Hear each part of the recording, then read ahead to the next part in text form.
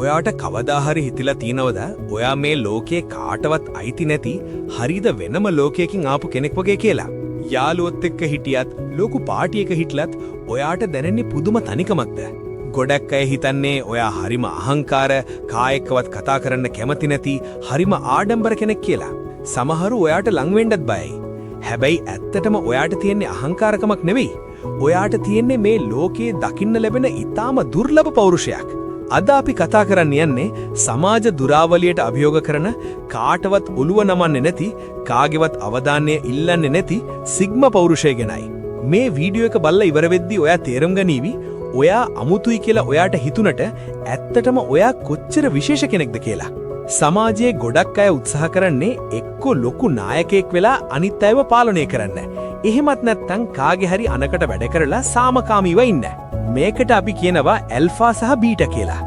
ඒත් සිග්මා චරිතයක් තියෙන ඔයා මේ දෙකටම අයිති නැහැ. ඔයා හරියට තනි වෘකයෙක් වගේ. ඔයාට නායකයෙක් ඕනෙත් නැහැ, ඔයාට අනුගාමිකයෝ ඕනෙත් නැහැ.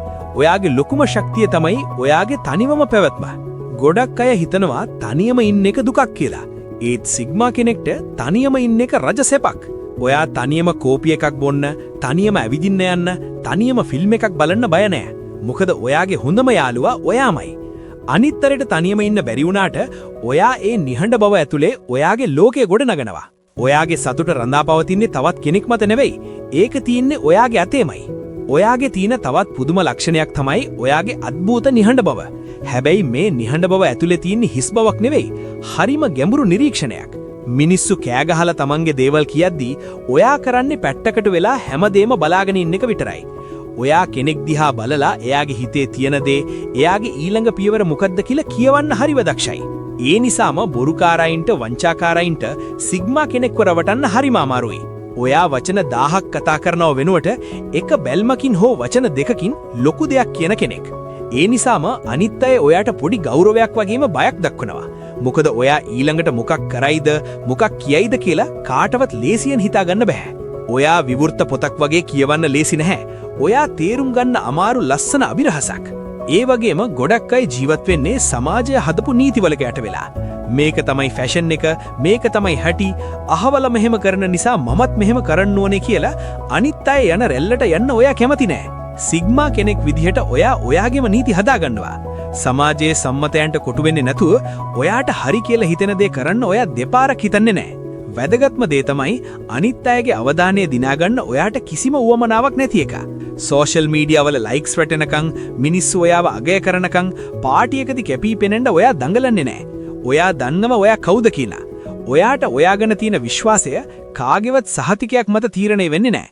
අන්න ඒ ආත්ම විශ්වාසය තමයි ඔයාගේ සුපිරිම බලය. ඔයා වැඩ කරන්නේ සද්ද නැටුව. හැබැයි ඔයාගේ සාර්ථකත්වයේ ලොකු සද්දයක් දානවා. ඉතින් යාළුවනේ, මේ කතා කරපු ලක්ෂණ ඔයා ළඟ තියාම නම් කවදාවත් හිතන්න එපා ඔයා සමාජයට ගැලපෙන්නේ නැහැ කියලා. ඇත්තටම වෙලා තියෙන්නේ සාමාන්‍ය සමාජයට ඔයාව දරා ගන්න අමාරු එකයි. ඔයා මේ ලෝකෙට ආවේ කාගේවත් පස්සෙන් යන්න නෙවෙයි, ඔයාගේම පාරක යන්න.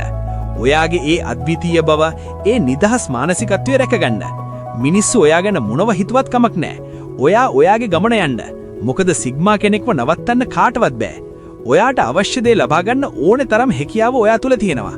මේ වීඩියෝ එකෙන් ඔයා ගැන අලුත් දෙයක් තේරුම් ගත්තනම් ඔයාගේ ජීවිතයේ ඊළඟ පියවර තියන්න ඒ ශක්තිය පාවිච්චි කරන්න.